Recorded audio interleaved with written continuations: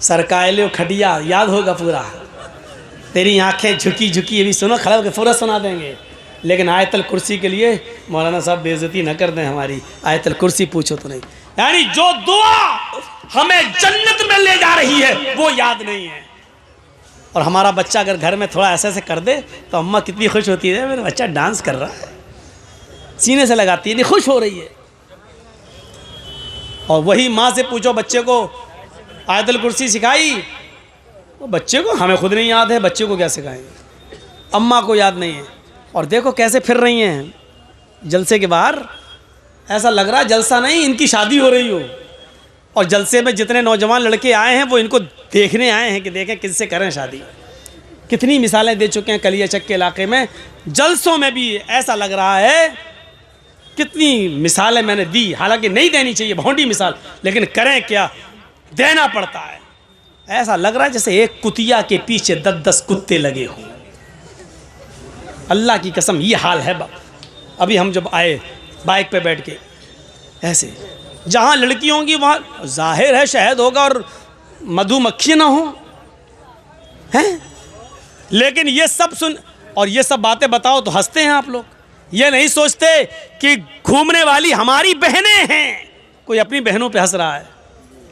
बेगैरती इस हद तक हो चुकी है हमारी समाज की कि हमारी बहन, अरे हम आए हैं गांव के तो क्या हमारी बहनें नहीं आई हैं? हमारी बेटियां, हमारी बहनें घूम रही हैं लिपस्टिक लगा लगा के सड़कों पर, मर्दों के शाना बशाना खड़ी हैं और हम हंस रहे हैं। कोई अपनी बहनों की ओरियानियत और बेपर्दगी पर हंसता है। और अगर बेशर्मी हमारी इस हद तक बढ़ गई है कि अपनी बहनों की ओरियानियत और बेपर्दगी पर मौलाना जर्जीस की बातें सुनकर हंस रहे हैं, तो समझ लो ये कौम मर चुकी है, आईसीयू पर लेटी हुई है। इस कौम के अंदर रूह बाकी नहीं है, ये सिर्फ आईसीयू पर लेटी हुई कौम है।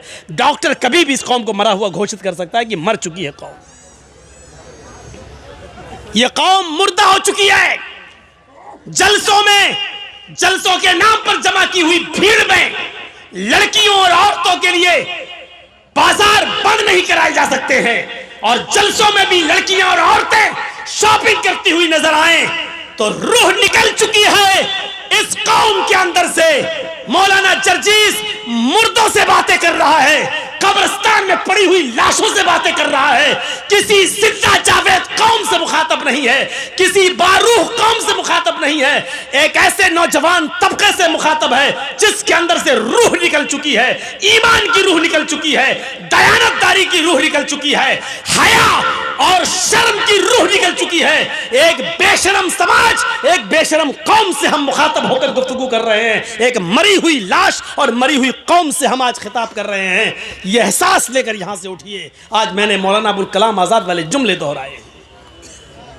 एक मरी हुई कौम से मुखातब है, मरी हुई कौम से। किसकी बहनें हैं बाहर घूम रही हैं, सरों पर दुपट्टे तक नहीं है और जलसों में आ रही हो तो लिपस्टिक का क्या मामला बताइए किसको दिखा रही हो? चिपके हुए कपड़े और चिपकी हुई लेगी, पैरों से चिपके हुए कपड़े किसके लिए? हमारी बहनें हैं और हमारी बेटियां हैं, हमारी बीवियां हैं। ऐसे ही कहा था अल्लाह के रसूल ने दयूस। बार बार दोहराऊं दयूस किसको कहते हैं, कितनी बार बताया जाए? जिसकी बहन, जिसकी बीवी, जिसकी मां, जिसकी बेटी बेपर्दा घूमती है वो भड़ुआ है। नहीं बोलूंगा दयूस, क्या कर लेंगे आप, मैं भड़ुआ बोलूंगा। जिसकी बहन बेपर्दा घूम रही है वो भाई भड़ुआ है, जिसकी बेटी बेपर्दा घूम रही है वो बाप भड़ुआ है, जिसकी बीवी बेपर्दा घूम रही है वो शौहर भड़ुआ है, जिसकी बहन बेपर्दा घूम रही है वो भाई भड़ुआ है। दयूस, अब योगी जी हमसे उत्तर प्रदेश में पूछे कि दयूस किसको कहते हैं तो बताना पड़ेगा ना, भड़ुआ। वो क्या जाने दयूस क्या होता है? कल मोदी जी पूछ ले मौलाना साहब आपने एक तकरीर में कहा था कि वो दयूस है, दयूस किसको कहते हैं तो बताना पड़ेगा ना, दयूस किसको कहते हैं, भड़ुआ। इतना बुरा। और भड़ुआ किसको कहते हैं मालूम है? वो भी बताऊंगा, सुनना पड़ेगा तुम्हें, नहीं तुम्हारे बाप को भी सुनना पड़ेगा। 2 घंटे 1.5 घंटा यही तो मेरा पावर है। इसके बाद हमारी चलेगी कहाँ? इसके बाद तो हम कहीं बोल ही नहीं पाएंगे, जहां बोलेंगे वहीं पिटेंगे। यहां ये अथॉरिटी पावर मुझे अल्लाह के नबी ने दिया है, इस्लाम ने दिया, शरीयत ने दिया है। भड़ुआ कहते हैं उसे जिसने अपनी माँ बहन बेटी को चकले पे बिठा दिया हो और उनसे जिना करवा रहा हो और उनकी कमाई खा रहा हो, इसको कहते हैं भड़ुआ। अपनी माँ बहन बेटी बीवी से गलत काम करा के उनकी कमाई को खाने वाला। इतना बुरा जुमला अल्लाह के रसूल ने कहा जिसकी बहन बेटी बीवी माँ बेपर्दा घूमती है, वो ये है। कोई फर्क नहीं पड़ेगा। मैंने टेबलेट नहीं दी, ऑपरेशन कर दिया, लेकिन कोई फर्क नहीं पड़ेगा। नाम लिख लिया, ये दख्त जो मिटता नहीं है। शेख सालेह अल उसैमीन का फतवा है कि जो अपने जिस्म को दगवाता है, अगर वो मर जाए तो उसकी जनाजे की नमाज ना पढ़ी जाए, उसको मुसलमानों के कब्रिस्तान में दफन न किया जाए। ये दगवाना है।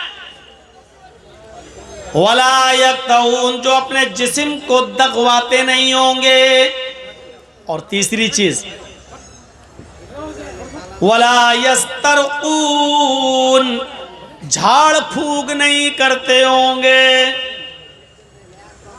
झाड़ फूक एक मसला याद रखिएगा, कुरान की सूरत को पढ़कर दम करना, सूरह फातिहा और मुअव्वज़तैन वगैरह पढ़कर कुल औज़ु बिरब्बिल फलक कुल औज़ु बिरब्बिन नास पढ़कर दम करने में कोई हर्ज नहीं है। आप ये दुआएं पढ़कर दम कर सकते हैं, लेकिन अगर कोई शख्स बीमार है और ये भी ना करे और ये कहे कि अल्लाह ने बीमार किया है, अल्लाह ही पर हमें भरोसा है, वही हमें ठीक करेगा, जो झाड़ फूक ना करवाए, बस उसने बीमार किया वही ठीक करेगा, और ऐसे ही रह जाए तो ये भी जन्नत में जाने वाला एक रास्ता है, जो झाड़ फूक नहीं करते होंगे। एक औरत अल्लाह के नबी के पास आई और कहा, अल्लाह के रसूल मुझे मिर्गी के दौरे पड़ते हैं और जब मैं ज़मीन पर गिरती हूँ तो मैं नंगी हो जाती हूँ, बरहना हो जाती हूँ। फदउल्लाह ली, मेरे लिए अल्लाह से दुआ कीजिए कि अल्लाह मुझे मिर्गी के दौरे से नजात अता फरमाए। तो अल्लाह के नबी ने फरमाया, ऐ खातून, ऐ औरत, तेरे लिए मेरे पास दो रास्ते हैं। पहला रास्ता यह है कि तू सब्र कर, पहला रास्ता यह कि मिर्गी के इन दौरों में तू सब्र कर। लकिल जन्ना, तेरे लिए जन्नत है, यानी मैं दुआ नहीं करूंगा तेरे लिए। तुझे जब मिर्गी का दौरा पड़े तो इस बीमारी में तू सब्र कर, तेरे लिए जन्नत है। और दूसरा रास्ता यह है कि मैं तेरे लिए दुआ कर देता हूं, तुझे आज के बाद मिर्गी के दौरे नहीं पड़ेंगे, लेकिन इसमें तेरे लिए जन्नत है या नहीं, ये अल्लाह बेहतर जाने, ये अल्लाह बेहतर जाने। तेरे जन्नती होने की कोई गारंटी नहीं है। अमल अच्छे होंगे तो जन्नती, अमल में कमी होगी तो कोई गारंटी नहीं है। लेकिन अगर अपनी बीमारी पर सब्र करती है तो हर हाल में तुझे इंशाअल्लाह जन्नत मिलेगी। तेरे सामने मैंने दोनों ऑप्शन रख दिए हैं, बता तेरे लिए दुआ करूं और अल्लाह तुझे ठीक कर दे, लेकिन जन्नत की गारंटी नहीं है। और दूसरी चीज, दूसरा ऑप्शन यह है कि तू इसी बीमारी में रह जा और बीमारी में सब्र कर, लकिल जन्नत, तेरे लिए जन्नत है। कहने लगी, अल्लाह के रसूल तब मेरे लिए दुआ मत कीजिए, तब मैं सब्र करूंगी। अगर सब्र पे जन्नत मिल रही है तो फिर मैं सब्र करूंगी इस बीमारी पर, इंशाअल्लाह अल्लाह मुझे जन्नत देगा। लेकिन अल्लाह के रसूल ऐसा कर दीजिए, मेरे लिए इतनी दुआ तो कर ही दीजिए कि जब मिर्गी का दौरा मुझे पड़े और मैं जमीन पर गिर जाऊं तो मेरा जिस्म नुमाया ना हो, मेरा सतर ना खुले, मेरी शर्मगाह ना दिखे, मैं बेपर्दा ना हो। ये दुआ कर दीजिए अल्लाह ताला से। अल्लाह के नबी ने फरमाया, हाँ ये ठीक है, इतनी दुआ हम तुम्हारे लिए जरूर कर देते हैं कि तुम्हें मिर्गी का जब दौरा पड़े तो अल्लाह तुम्हें बरहना ना करे। उस औरत ने सब्र किया, अल्लाह के रसूल से अपनी बीमारी की शिफा के लिए दुआ फिर नहीं कराई, सब्र किया। तो मेरे भाइयों जरा गौर कीजिएगा, और तो दुआ कहते नहीं मौलाना, दुआ करना और मस्जिदों में बाकायदा दुआ होती है, सब गांव में फला आदमी बीमार है उनके लिए दुआ करो, अल्लाह ताला शिफाए कामिला और आजिला अता फरमाए। मैं ये नहीं कह रहा हूं कि नाजायज है, दुआ कराई जा सकती है, की जा सकती है, लेकिन बीमारी पर सब्र करना और अपनी बीमारी को अल्लाह के भरोसे पर छोड़ देना कि उसने बीमार किया वही ठीक करेगा, किसी मुल्ला मौलवी के पास जाके झाड़ फूक ना कराया और उस पर सब्र किया तो ये लोग भी बगैर हिसाब व किताब की जन्नत में जाने वाले लोगों में से होंगे। तो 3 चीजें, जो बदशगुनी नहीं लेते होंगे, 1, जो अपने जिस्म को दगवाते नहीं होंगे, 2, और वला यस्तरकुन, जो झाड़ फूक नहीं करते होंगे, 3, और चौथा वअला रब्बिहिम यतवक्कलून, और हर मामले में जो अपने रब पर भरोसा रखते होंगे, हर काम में वो अपने रब पर भरोसा का कामिल एतबार होगा, पूरा बिलीव करते होंगे वो अल्लाह की जात पर कि नहीं मेरे साथ अल्लाह है। तो मेरे भाइयों, जो हर हाल में अपने रब पर भरोसा रखते हैं, तवक्कुल रखते हैं, ये लोग भी बगैर हिसाब व किताब की जन्नत में जाने वालों में से होंगे।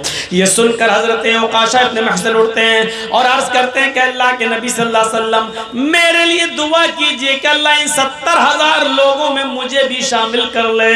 अल्लाह के नबी फरमाते, अंत मिनहुम या औकाशा, आए औकाशा, 70,000 लोगों में जो जन्नती होंगे, बगैर हिसाब व किताब के जन्नत में जाएंगे, उनमें तुम्हारा भी शुमार है, जाओ उनमें तुम भी हो। हजरत औकाशा ने, अल्लाह के रसूल ने कहा तुम भी उनमें से हो। ये सुनकर एक और सहाबी उठे, कहा अल्लाह के रसूल मेरे लिए भी दुआ करिए, अल्लाह मुझे भी 70,000 लोगों में कर दे। अल्लाह के नबी फरमाते हैं, सबक़का औकाशा, तुम्हारे ऊपर औकाशा सबकत ले गया है, औकाशा आगे बढ़ गया है, अब किसी और के लिए दुआ नहीं की जा सकती है, औकाशा के लिए कर दी, अब खुद कोशिश करो और इन 70,000 लोगों में बनने की कोशिश खुद अब आपको करना है, अब दुआ नहीं की जाएगी किसी के लिए। तो मेरे भाइयों, ये देखिए जन्नत में जाने वाला रास्ता, बैठे बैठे जन्नत। अभी आप कितना हंगामा कर रहे हैं, जलसा हो रहा, तक़रीर हो रही, लेकिन शोर, लेकिन जरा देखिए एक जन्नत में जाने वाला रास्ता। मा मिनकुम मिन अहदिन यतवज़्ज़उ फयुहसिनुल वुज़ूअ थुम्मा क़ाला अशहदु अल्ला इलाहा इल्लल्लाह व अशहदु अन्न मुहम्मदन अब्दुहु व रसूलुहु इल्ला फुतिहत लहु अब्वाबुल जन्नतिस समानिया। मुस्लिम शरीफ की हदीस, मुस्लिम की हदीस पूरी आपके सामने। मा मिनकुम मिन अहदिन यतवज़्ज़उ, तुम लोगों में से जिसने भी वुज़ू बनाया, लीजिए वुज़ू बनाने में कितना पैसा खर्च हो रहा है। मा मिनकुम मिन अहदिन यतवज़्ज़उ, तुम लोगों में से जिसने वुज़ू बनाया, फयुहसिनुल वुज़ू, और अच्छी तरीके से वुज़ू बनाया। एक तो होता वुज़ू बनाना और एक होता अच्छी तरीके से वुज़ू बनाना, दोनों में फ़र्क हो गया। मौलाना जर्जी साहब मस्जिद में बैठकर वुज़ू बना रहे हैं, जमात खड़ी है, एक आदमी बगल में आया, हाँ मौलाना, हाँ जमात खड़ी हो गई, कब हुई? हाँ हो गई। कितनी रकात निकल गई है? सब 2 रकात निकल गई है। अच्छा 2 निकल गई, 2 बची। हाँ बैठा, जल्दी से 2, अल्लाह अकबर, ये 2 तो मिल जाएं कम से कम। 2 निकल गई, 2 मिल जाएं, और उल्टा सीधा वुज़ू बना के पहुंच गया मस्जिद में। ये है वुज़ू। फयुहसिनुल वुज़ू, वुज़ू बनाने की शर्त नहीं है, जिसने वुज़ू बनाया और अच्छी तरीके से वुज़ू बनाया, अच्छी तरीके से वुज़ू, 3 बार हाथ धोइए और पढ़िए ज़ादुल माद इब्न क़य्यिम की। ये हाथ धोते वक्त ये दाएं हाथ की उंगली बाएं हाथ के अंदर, ये, और बाएं हाथ की उंगली दाएं हाथ के अंदर, ये, और फिर जब कुल्ला करें तो चुल्लू में पानी भरिए, आधा पानी मुंह में और आधा नाक के अंदर ज़ोर से खींचिए, लेकिन रोज़े की हालत में नहीं, आधा आधा अंदर नाक में। ये मौलाना साहब क्या बता रहे हैं? अफजल यही है, 3 बार कुल्ला भी कर सकते हो, 3 बार नाक में पानी अलग से भी डाल सकते हो, वो भी जायज़ है, लेकिन अफजल ये है 3 बार कुल्ला कर रहे हैं तो आधा पानी मुंह में और आधा नाक के अंदर तेजी से, हाँ, उसके बाद दाहिने हाथ की उंगली से दांत मलिए, ये और बाएं हाथ की 2 उंगलियां, एक अंगूठा और एक अंगूठे के बगल वाली ये उंगली, ये दोनों नाक में ले जाइए ऐसे, हाँ वैसे, और फिर ये अंगूठे से ये दबाइए नथुना और झाड़िए कस के, हाँ, फिर ये, हाँ, मैं ज़्यादा ज़ोर से नहीं कर रहा हूँ वरना बाबा रामदेव का असली घी यहीं, ये, हाँ, और ये, हाँ, फिर इसको झाड़ दिए, फिर दोबारा लीजिए, आधा मुंह में आधा नाक में, फिर वही करिए जो अभी बताया। ये है अच्छी तरीके से वुज़ू। सर का मसा करिए, ये ऐसे ले जाइए सर तक, जहाँ तक तकिया लगाते हो, फिर इसी हाथ को वापस लाइए, हाथ में पानी लगा हुआ है तो ठीक है, नहीं लगा तो दूसरा पानी लीजिए, और ये कान की उंगलियाँ, ये ये उंगली में कान के अंदर अंदर डालते रहिए, ऐसे आप डालेंगे अपने आप जाती जाएगी, ऐसे ऐसे घुमाइए, ये पूरा हो गया। और ये दोनों अंगूठे को लेके ये हो गया आपका वुजू। ये है मसा, ऐसे कोई कर रहा है, ये हो गया मसा। कैसे हो रहा है? टोपी लगी हुई है, ये हो गया टोपी का। और बहुत से लोग तो बहुत हिसाब से, वो शाहरुख खान वाली मांग है ना, और वो तेरे नाम जैसे बाल की स्टाइल, ये वो बिगड़ ना जाए तो ऐसे कर रहे ऊपर, ऐसे टच कर दिया, ये हो गया मसा। अरे नहीं, हाथ में पानी लेके जमाइए। ये आपसे कहा किसने कि इतने बड़े बड़े बाल रखो? ये तो आपकी कमी है ना।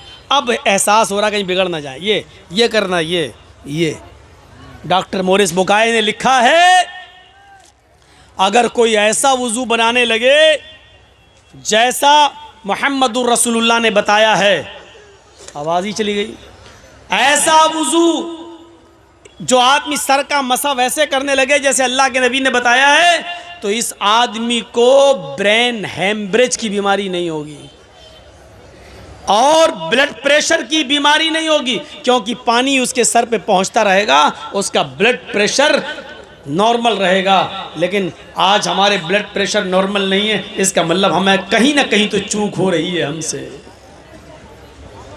फ़युहसिनुल वुज़ू, जिसने अच्छी तरीके से वुज़ू बनाया और वुज़ू बनाने के बाद जिसने ये दुआ पढ़ी, अशहदु अल्ला इलाहा इल्लल्लाह व अशहदु अन्ना मुहम्मदन अब्दुहु व रसूलुहु इल्ला फुतिहत लहु अब्वाबुल जन्नति ज़मानिया। इतनी सी दुआ पढ़ने के बाद अल्लाह के नबी फरमाते हैं, जिसने वुज़ू बनाया और अच्छी तरह वुज़ू बनाया और फिर ये दुआ पढ़ी, अशहदु अल्ला इलाहा इल्लल्लाह व अशहदु अन्ना मुहम्मदन अब्दुहु व रसूलुहु इल्ला फुतिहत लहु अब्वाबुल जन्नति ज़मानिया। इस आदमी के लिए जन्नत के 8 दरवाजे खोल दिए जाएंगे, पुकारा जाएगा। जन्नत के उन दरवाजों पर फरिश्ते खड़े होकर पुकारेंगे, ओ अल्लाह के नेक बंदे, ओ अच्छी तरह वुजू बनाने वाले, जा, तेरे लिए जन्नत के 8 दरवाजे खुले हैं, तू जिस दरवाजे से जाना चाहे चला जा, तू जिस दरवाजे से दाखिल होना चाहे हो जा, तू जिस दरवाजे से एंट्री लेना चाहे एंट्री ले ले,